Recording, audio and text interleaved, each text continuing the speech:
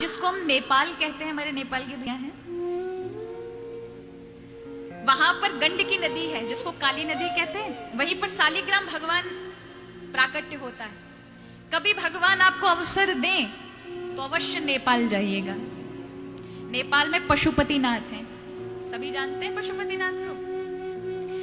पशुपतिनाथ जो है काठमांडू के अंदर, ये पशुपतिनाथ केदारनाथ भगवान का मुख है। मुख आप जाते हैं उत्तराखंड केदारनाथ पर, तो केदारनाथ का आधा ही दर्शन प्राप्त होता है अगर पशुपति का दर्शन नहीं। यूं देखे तो 12 ज्योतिर्लिंग में पशुपति नहीं आता है, क्योंकि केदारनाथ का आधा शरीर उत्तराखंड में है और मुख जो है वो नेपाल।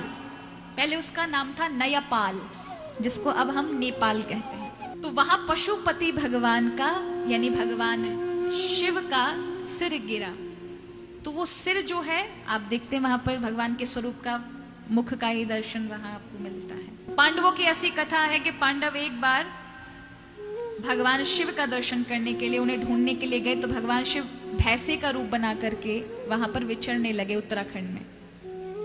तब पांडवों ने पकड़ा उनको पीछे से, तो उन्होंने सिर झुका लिया। तो वही सिर नेपाल में उपस्थित है पशुपतिनाथ के नाम से, और आधा भाग केदारनाथ के नाम से यहाँ उत्तराखंड में है। तो यहाँ नेपाल में जो गंडकी नदी है, जहां से शालिग्राम शिला बहकर आती है, वहां की शालिग्राम शिला यदि कोई घर में ले आए, और मैंने जैसा कि बताया ये 5 चीजें जिसके घर में हो वो घर वैकुंठ हो जाता है। पता है ना, सबको याद है। शालिग्राम शिला कहाँ की? इसी गंडकी नदी नेपाल की होनी चाहिए। अगर आप जाएं तो हमेशा छोटी शिला लेकर आए, बड़े बड़े नहीं, छोटी लेकर आए, जिसको आप पूजा ग्रस्तों के लिए बता रही हूँ, मंदिर के लिए बड़ी चाहिए होती है ना। आप ग्रस्त हैं तो आपको छोटी शिला चाहिए। वो शिला ऐसी होनी चाहिए कि नदी का प्रवाह का जल उस शिला पर पड़ रहा हो। किनारे से उठाने वाली जो शिला है उसको पिंगल शिला कहते हैं, जो कि शुभ नहीं मानी जाती। इसलिए हमेशा बहते हुए पानी से ही गंडकी नदी से शालिग्राम शिला को उठाए। वो स्वयं शुद्ध साक्षात विष्णु है का अवतार माना जाता है। तो उसी शिला को लाकर अपने घर में रखें। तो ये 5 चीजें, शंख, गरुण घंटी, शालिग्राम शिला होनी चाहिए, तुलसी होनी चाहिए और बाण लिंग होना चाहिए। बाण लिंग नर्मदा नदी का एक क्षेत्र है, नर्मदा नदी में, जहां बाणासुर ने तपस्या की।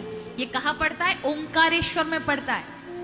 ज्योतिर्लिंग का दर्शन करने कभी सौभाग्य मिले आपको, महाकाल और ओंकारेश्वर का, तो वहां आप जाइएगा। वहां आपको छोटे से बाण लिंग मिलेंगे, भोलेनाथ का स्वरूप है। वहां से नदी से उठाओ, नर्मदा जी से घर ले आओ। अन्य शिवलिंग की स्थापना करने के लिए प्रतिष्ठा की जरूरत होती है। जीव बीज मंत्रों की आवश्यकता होती है प्रतिष्ठा के लिए, विधि पूजन की आवश्यकता होती है। लेकिन बाण लिंग को यदि घर में लेकर स्थापित किया जाए बिना किसी मंत्र के ही, वो स्वयं में ही शिव होते हैं, तो वो घर वैकुंठ बन जाता है, जिसके घर में ये 5 चीजें होती ही हैं।